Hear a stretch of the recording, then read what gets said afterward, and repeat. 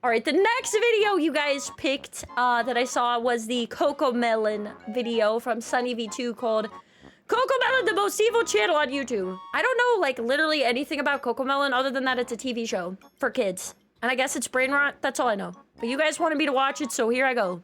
My son is almost 2 and I've been letting him watch Cocomelon, but now I had to get him speech therapy so I can get him to talk. There are hundreds and hundreds of anecdotes in which parents mention the exact same problem. The Cocomelon show is so insanely addictive, it's being compared to nicotine and causing developmental issues amongst the kids who can't stop watching. This is so wild. What do you mean it's like nicotine? I feel like you can control what your children watch. Children's TV expert Jerica Sands calls it the most damaging show a child can watch, explaining the sneaky ways in which they make the show addictive. Firstly, there's the colors. Take for example the wheels on the bus. The 3 main colors, blue, green, and yellow, are all at maximum saturation, meaning they cannot be made any brighter. Wait, really? I wonder if any other shows do this. Because if they're the only show who does this, I feel like it definitely, you know, they're kind of like they stick out among the other ones. You try. Extreme saturation is normally used for alerts and notifications, as it's exciting, dynamic, and attracts attention, which is why it's also used in slot machines. Cocomelon puts these colors in perfect contrast, making them appear even more vibrant, which is different to, for example, Bluey, in which the colors instead blend together. This is a really interesting comparison because people love Bluey. Like, this is a very successful show, so it shows you that, like, you don't need to do this to have a show that, like, really resonates with people and is successful. So I think this is a good point. The colors instead blend together. Cocomelon's also different because it's highly repetitive. There's a reason they have 38 videos with over 1 billion views. God, it looks so scary, chat. Like, their eyeballs, they're just so weird. I don't know what it is. It like freaks me out. A child's brain is wired to learn through repetition, so it feels right to them to watch the same thing over and over again. Cocomelon abuses this in almost every video. Okay. For example, in the Yes Yes Playground song, they pick a word to repeat 3 times in every sentence, pairing it with a subtly repeating background lullaby, keeping children hooked. Literally no show or movie puts my son into a deep trance the way Cocomelon does. The second it's on the TV, he turns into a toddler zombie who doesn't see the toddler zombie. Oh no, he's on that Cocomelon again. Somebody's gotta stop him. Anything else that's going on in the room. This is only exacerbated by Cocomelon's subtitles, which have also been a heavy point of criticism. The letters are not educational, I can barely read them fast enough. It's simply another interesting element to capture your little one's attention. Yeah, oof. The only thing I would say, this is obviously not one-to-one, but like, doesn't music do this in the same way? Yeah, that's how music's made. They repeat the same, like, brain rot, easy to say phrases. And like, I don't see parents like, oh, you can't listen to the radio. It's the same thing, right? Cocomelon explains in every description, our goal is to help make learning a fun and enjoyable experience for kids, giving you the peace of mind that your children are receiving quality educational content. Okay, that's the problem. That is 100% their fault. Because you could argue like we're not meant to be educational, we're meant to be enjoyed as entertainment and that's it. But no, like if you're arguing this, that's false advertising. They shouldn't be allowed to do this. They should 100% be in trouble for that.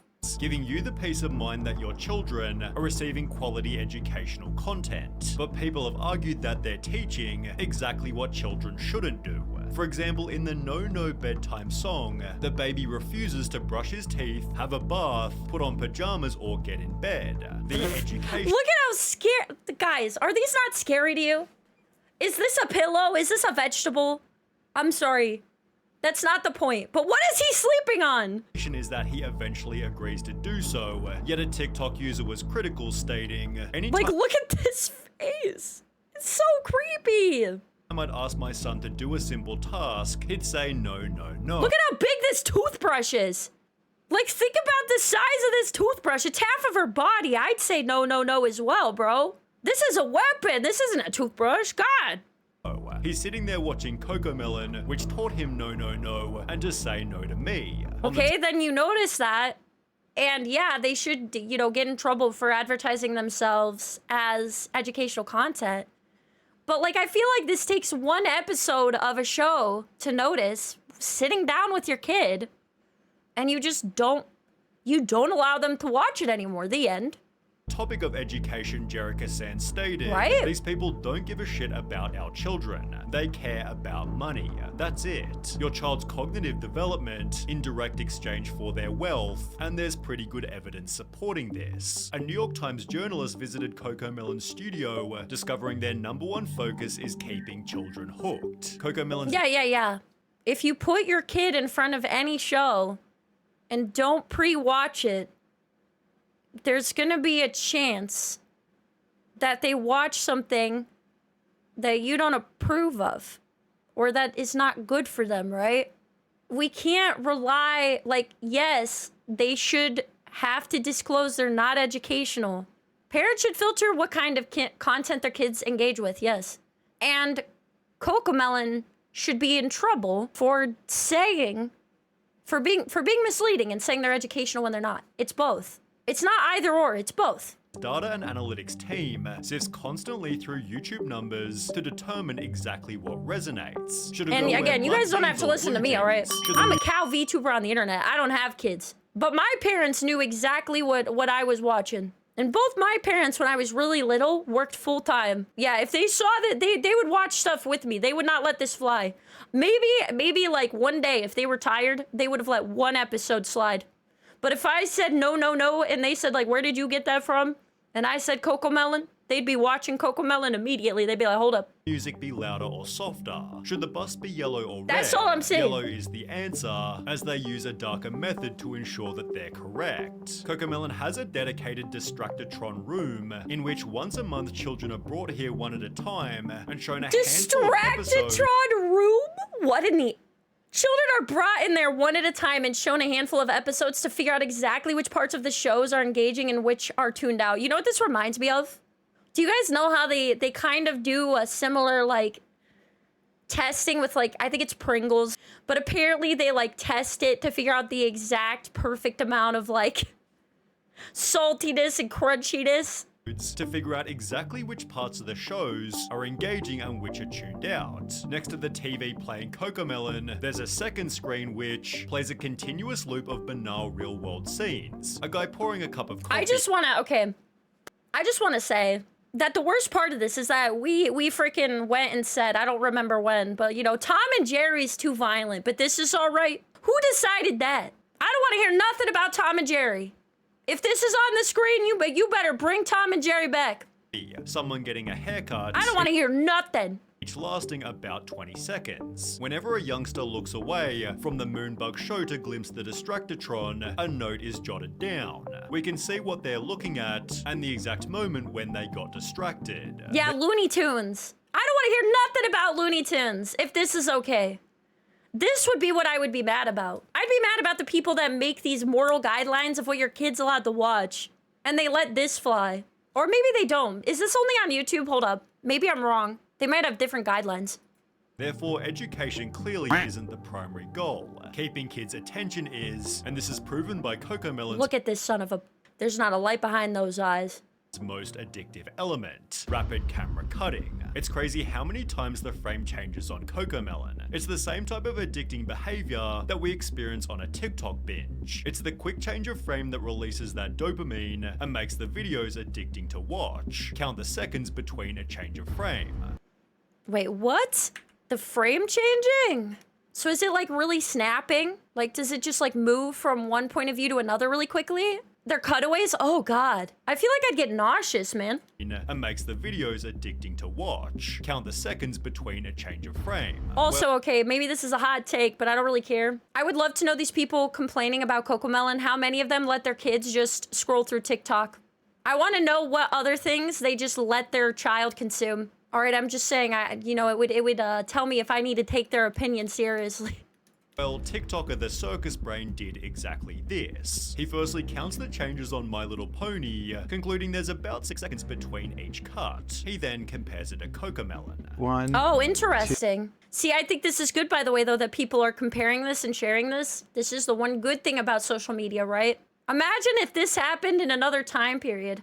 There wasn't this easy way to inform other parents, by the way. 1, 2, 3, 1, 2, 1. Holy crap. 2, 1, 2, 1, 2, 1. Oh my god. It really does. This is insane. I really wonder, I'm curious, right? I wonder, because this is on YouTube, I wonder what the specifications for something to be on like PBS Kids. I'm curious what their restrictions were. I wonder if this would have even been allowed. And I wonder if the reason they're getting away with this is because the internet is way less restricted. 2, 1. In her video, The Nightmare That Is Cocomelon, Savantix draws a similar conclusion. She found that 96% of the shots in Baby Shark were shorter than 2 seconds. Oh my god, is Cocomelon where Baby Shark came from? Is this the source of the Baby Shark?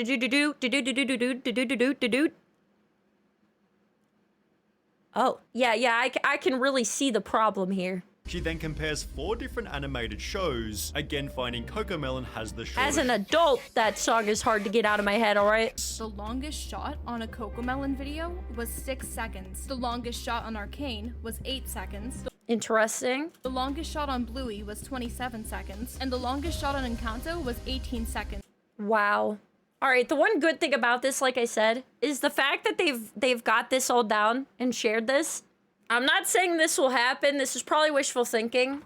But they are outlining exactly where the problems are. So if there was legislation put in to crack down on this, on like what can be considered for like kids, they know exactly where to put them.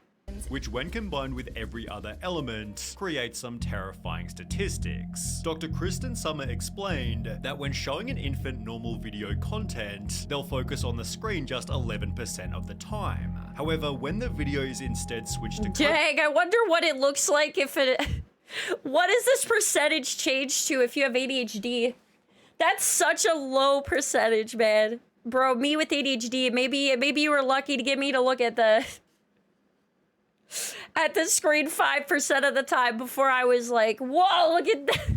Cocomelon, their screen engagement skyrockets to a whopping 74%. This therefore produced... Wow, that's a really high percentage, but I kind of am wondering, like, how big was the study? I'm not saying they don't have a point, but we got everything in place. We literally know how, like, what things to study.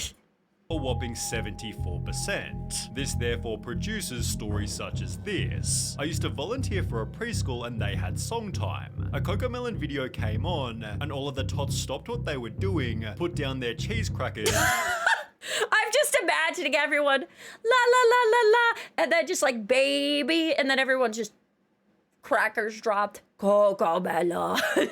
I would like a horror flick based on Cocomelon now. And remained fixated on the screen for the duration of the video. It was honestly kind of terrifying. Bro, they all dropped them cheese crackers. YouTuber Saberspark shared his own personal anecdote. He asked to watch It's like an SCP, man. Disney movie with his 2 younger cousins, who both completely refused and instead spent all day glued to an iPad playing the addictive show.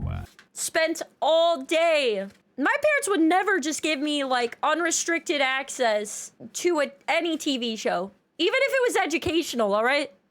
Even if I was Dora exploring. In Cocomelon Made My Kid a Zombie, a mother talks about her son. He would be in a daze while watching it. You could be waving your hand right in front of his face, and he wouldn't move. It was almost scary. Okay, and then you notice that, and you're like, that's crazy. I should take that away from my child, man.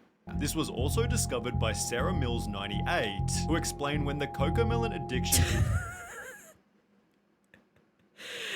His face, oh yeah, baby, that's what I'm talking about! ...is so real that my 1-year-old can navigate the TV to turn it on by himself. Oh my god. Alright, so now we just need the kid to do, like, algebra in order to unlock Cocomelon. You know what I'm saying? And then before you know it, he'll know advanced calculus. I don't have children, by the way. However, nothing shows the addiction better than the Cocomelon TikTok.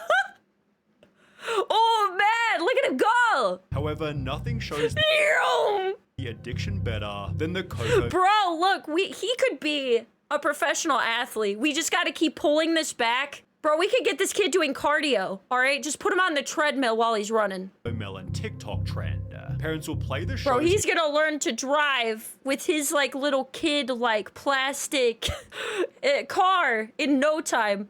We just gotta put him in the starting position, like Mario Kart, where he's really far away. And then we gotta put, like, an obstacle course of, like, banana peels, man. He's gonna be so...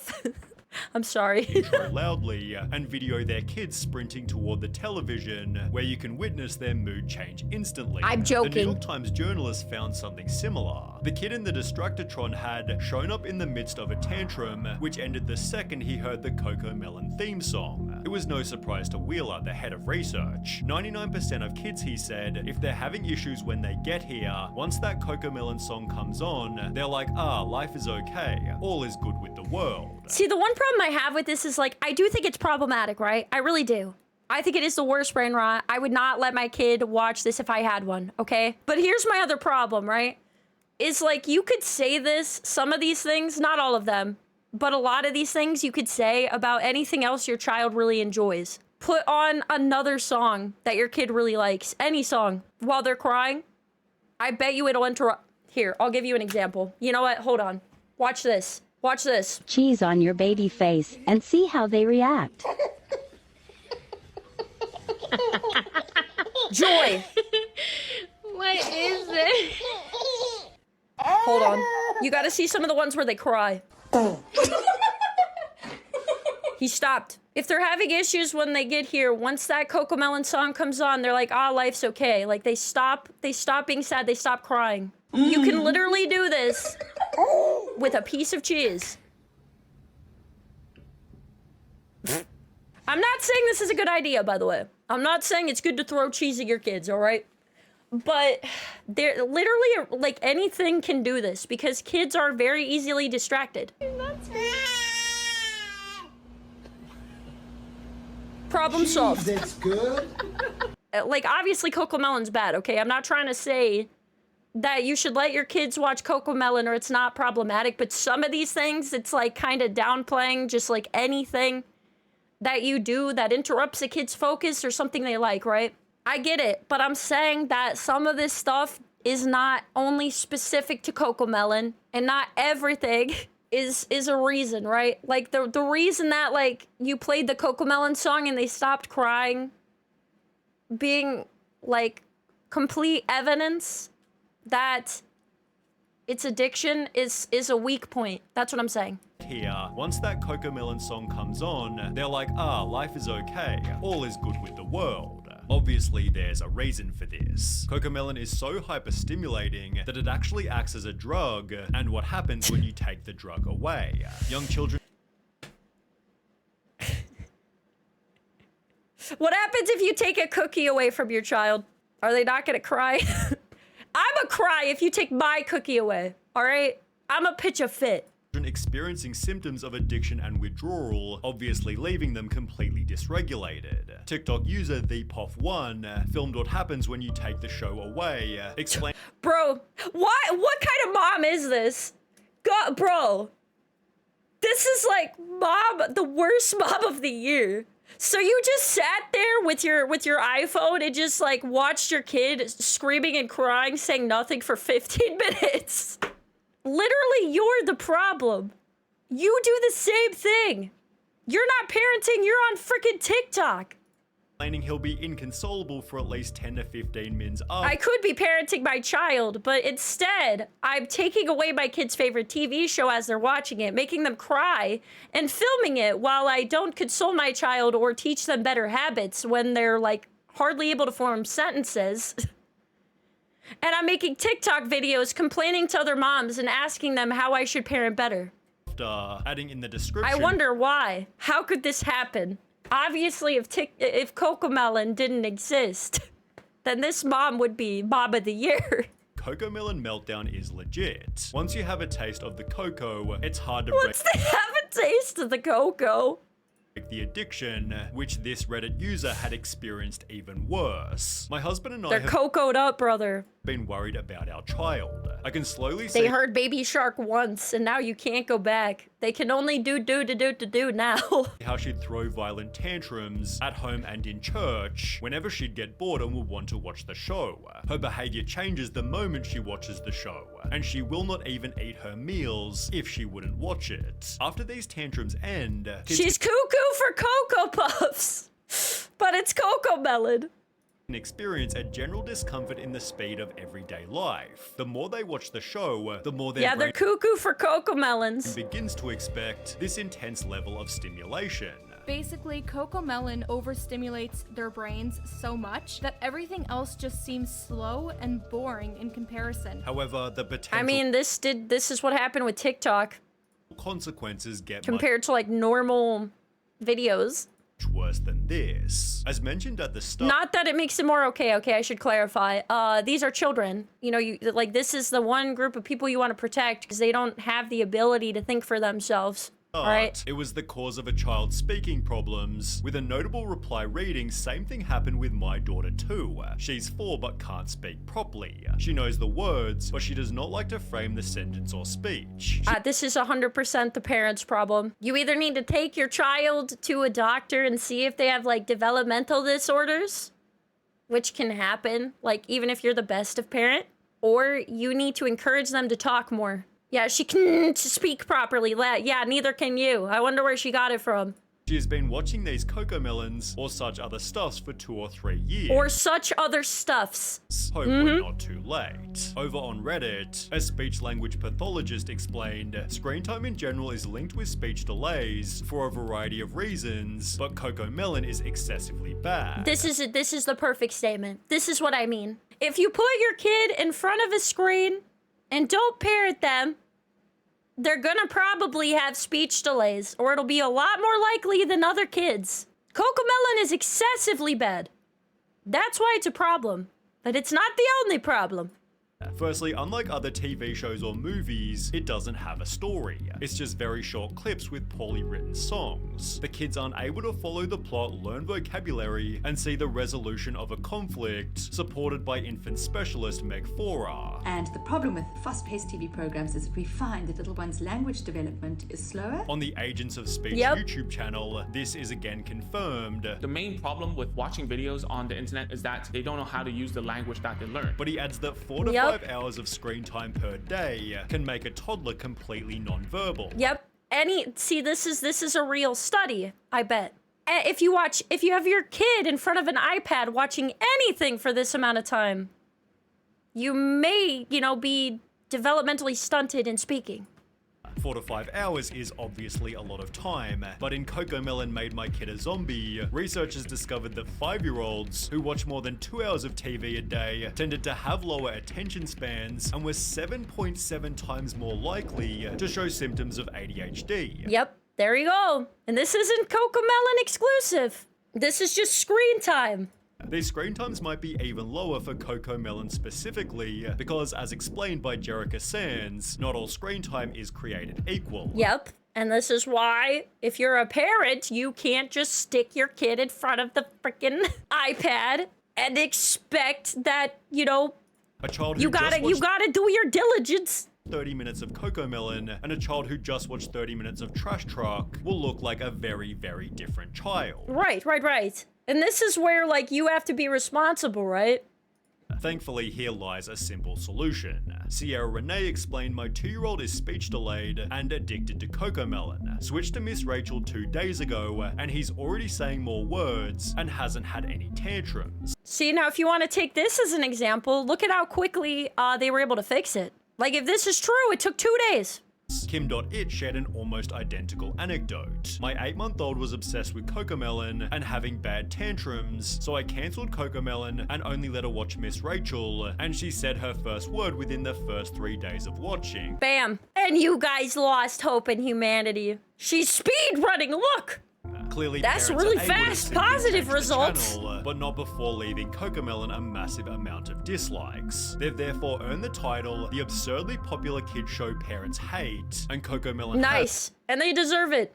has actually responded to the criticism that explain our shows are not intended to replace outdoor playtime or playdates. They have a place in children's entertainment time, and as with food, exercise, etc., it comes down to each parent to find the right and appropriate balance for their children. Exactly. Our responsibility is ensuring that the quality of the content that we produce is high and beneficial for the development of a child's cognitive and soft skills. It is worth adding that our social media communities are filled with stories of parents who experience firsthand how Moonbug content helps their children. Cocomelon does have a crazy amount of supporters, but it's obvious that some of them are simply ignoring the downsides. Well, I mean, okay, I would be curious, right, to see the other side of the coin, right? Like, I want to see the studies where the children watch a normal amount, right? Like, not 4 to 5 hours a day.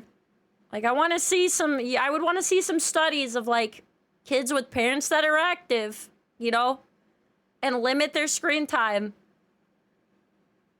You know, because then we could see how much of a problem this is.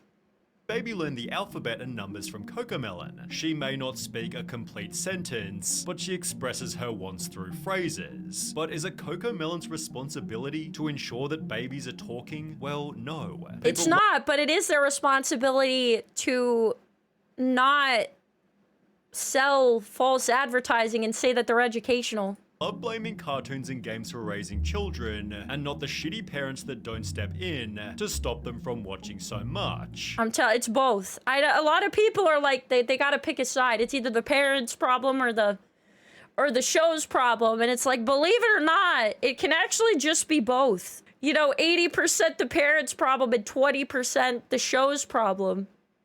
We don't have to pick one. I hate that we have to pick a side, because that means that, like, one of them gets out blameless, and that's not good. Cocomelon is actually a really sad symbol of parents giving their children tablets instead of actually parenting and interacting with them. Yes, I would argue that a lot of the time this is true. Like the girl who apparently recorded her kid just crying. It's like, why are you recording your kid crying? Imagine remembering that when you're older, that the time you really needed consolation, your parent turned off something you enjoyed and just filmed you the whole time and didn't comfort you. Ultimately, parents are the people who choose how much their child consumes. Yep. It's both. I do think Cocomelon is awful. I would say this is a net L, and that any other show would be better than this one, so I would just never even let my kid watch it, because, like, why would I when all it shows is, like, negative results compared to literally anything else out there?